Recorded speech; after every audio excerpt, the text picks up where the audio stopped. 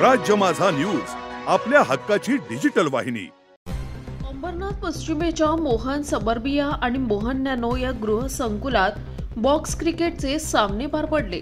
Mohan premier league मध्ये गृह संकुलातील जवळपास 12 संघ सहभागी झाले होते। त्यामध्ये मोहन नॅनो गृह संकुलातून 5 तर मोहन सबर्बिया मधून 7 असे एकूण 12 संघ क्रिकेटचे सामने खेळले। विशेष म्हणजे चषक सुरू होण्यापूर्वी पहलगाम इथे झालेल्या हल्ल्यातील मृतांना श्रद्धांजली वाहण्यात आली। तसंच खेळाडूंनी आपल्या दंडाला काळी फीत लावून क्रिकेट खेळलं। अंबरनाथ नगर परिषदेचे माजी नगरसेवक अब्दुल शेख यांच्या हस्ते या चषकाचं उद्घाटन करण्यात आलं होतं। या चषकामध्ये प्रथम, द्वितीय आणि तृतीय आणि चतुर्थ पारितोषिक देण्यात आलं। तसंच सहभागी झालेल्या प्रत्येक संघाला पारितोषिक देऊन गौरवण्यात आलं।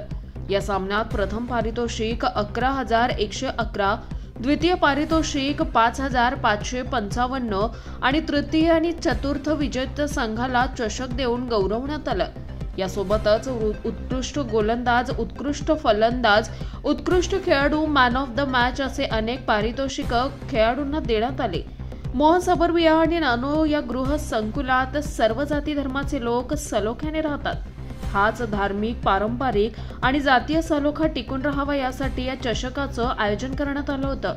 दरवर्षी या चषकाचे आयोजन करण्यात येणार असून यापुढे आणखी वेगवेगळे कार्यक्रम सुद्धा राबवण्यात येणार असल्याची माहिती आयोजकांनी दिली आहे। मोहन समूहामध्ये या ठिकाणी MPLचं आयोजन करण्यात आलेलं आहे। काय सांगा थोडं, काय इंटेन्शन आहे आणि किती संघ सहभागी झाले होते? आमचं इंटेन्शन मोहन ग्रुपमध्ये हे प्रीमियर लीग चालू करायचं एकच इंटेन्शन होतं, कारण की मोहन नॅनो इस्टेट आणि मोहन सबर्बिया हे 2 वेगवेगळे प्रोजेक्ट आहेत आणि यांच्या प्रत्येक वेळी वेगवेगळ्या लीग होत होत्या। म्हणजे मोहन सबर्बियाची वेगळ्या लीग व्हायच्या, मोहन नॅनो इस्टेटच्या वेगळ्या लीग होत्या। तर आम्ही मिळून एक ठराव घेतला की बाबा ह्या दोघांना म्हणजे मोहन नॅनो इस्टेट आणि मोहन सबर्बिया ह्या खेळाडूंना एकत्र करण्यासाठी ही आम्ही मोहन प्रीमियर लीग चालू केली।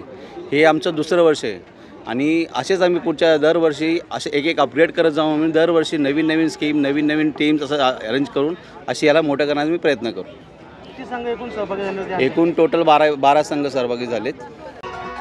राज्य माझा न्यूज, आपल्या हक्काची डिजिटल वाहिनी।